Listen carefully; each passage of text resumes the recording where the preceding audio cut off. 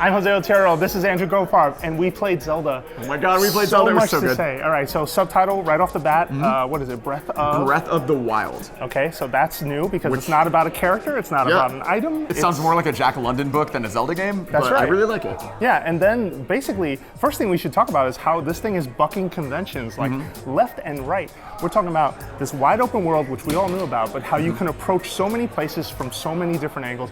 You discover enemy camps. You discover, I mean, there's bow shooting. There's items you wear. There's items you discover and pick up from the ground. And it's even like the most impressive thing about it is that none of those are Zelda things. So it's like instead of collecting hearts to replenish health, you are hunting. You are cooking. Yeah, and you could cut all the grass you want. You're not going to get hearts. You're not going to get rupees. Like it's so much. And what do we hear about rupees? Oh, the only way to get them, in fact, is to sell things that you basically collect. Boom. Now, where you sell them, Aonuma didn't really want to talk about towns just yet. We kind of asked, and he said there's still very much a story reason that he wants to kind of leave that out of the conversation for now. But what they came here to do was prove that this space was a space that you'd feel really good exploring, and we did. You can climb trees, you can chop them down, use them as a bridge to cross some sort of. And then you can like, chop them for perilous firewood. You can build a fire to get warm. When it's cold out, you lose stamina, and you have to build fire or find a quilted shirt to feel good about yourself. Like it is so not Zelda, and that's why I love it. I think like there's a comfort in the Zelda formula, but for some reason I'm very happy being outside of that comfort zone. Absolutely. And I think Nintendo should be. And they even did that with combat, which, don't get me wrong, like it still follows the Z targeting formula where you're able to circle around an enemy, but now you have the ability to parry aside like an enemy's swing as they're coming in at you. You have the ability to disarm them the way you did in Wind Waker, collect their weapons. I fought a Bokoblin, knocked the club out of his hand with the right sort of counterattack, and then took it from him. And he got so frustrated that he couldn't punch me.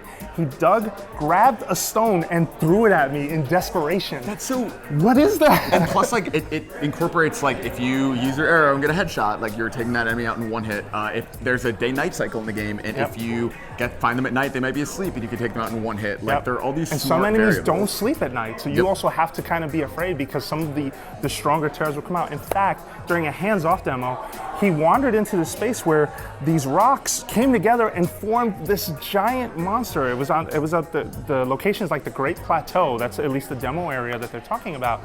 And he had to fight it. It was just a boss that randomly appeared, and he wasn't equipped to do it and was killed in one hit, which was also a really great sign that this game is not afraid to kick you once in a while. And even the game over screen reminds me a little bit of the Dark Souls game over, or you died. Like a big game over comes out, and then you kind of respawn later. It's really fun seeing kind of what this game has learned from other games. Absolutely. And this demo, according to Nintendo, this is 1% of the final game, and you can fit how many Twilight Princess maps into 12. this? A whole dozen. Not a baker's dozen, like a normal dozen. You could take all those Twilight Princesses and pack them in. Yes, I guess the last thing we should talk about is just that all of the gameplay seems to be geared towards survival and your ability to survive, and that's why you're getting firewood, and if you find flint, you're putting them on the ground, you swing at it with your sword, and it turns into basically a little fireplace, which then, or if you find in an enemy camp, like a plate, sometimes they have that set up, you're able to cook things. Like there are recipes in the game where you'll be able to combine mushrooms and meat and things like that. And it matters, like if you eat meat raw, you'll recover maybe like 1 heart, but if you cook it, maybe 3. Like it'll pay off differently depending on how you prepare it. You can combine ingredients, and like you were saying, like there are elixirs that have different buffs depending on what you mix them with that you find in the world. Like it's sort of a little bit of Far Cry. The climbing is a little bit of Uncharted. Like there's so many smart things in this game, and it is taking a little bit of everything from the past like 30 years since Zelda sort of invented this and turning it into a great modern game, and I love it. Absolutely, and then returning is the upgrading system, which they're still not going into specifics about. I think it's tied to towns. Aonuma told me it actually wasn't. That was my first assumption. Well, was that where that's going to happen? He's like, There'll be towns. Believe it or not, there will be towns, but you will be able to do your upgrades in a certain way. We'll get to that when we do. But then lastly, so we found out what the Twilight Princess amiibo does, which when you scan it into the game, so first you have to beat the Cave of Shadows. So if you have Twilight Princess HD and you're playing that game, make sure that you complete that with your Wolf Link, because when you scan it into the game, you're able to summon that Wolf Link as a helper. And it's really cool because it keeps track of the number of hearts that Wolf Link had. So basically, if you scan that Wolf Link amiibo fresh out of the box, you've never played Twilight Princess, you're getting 3 hearts. But if you have, say, 10 hearts, that will be reflected in the game. And the cool thing about the wolf in Oh my God, what's the title again? Something of the Wild. I already forgot it. Breath of the Wild. Thank you, Breath of the Wild. The cool thing about the wolf in Breath of the Wild is that he will hunt for you. He will help you. Yeah. Like he is there to support you.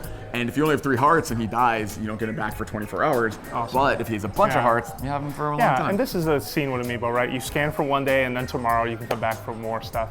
And that's what you should do, in fact, because we're gonna have more Zelda coverage. Thanks, Andrew. And make sure you keep it right here for everything Zelda at E3 at IGN.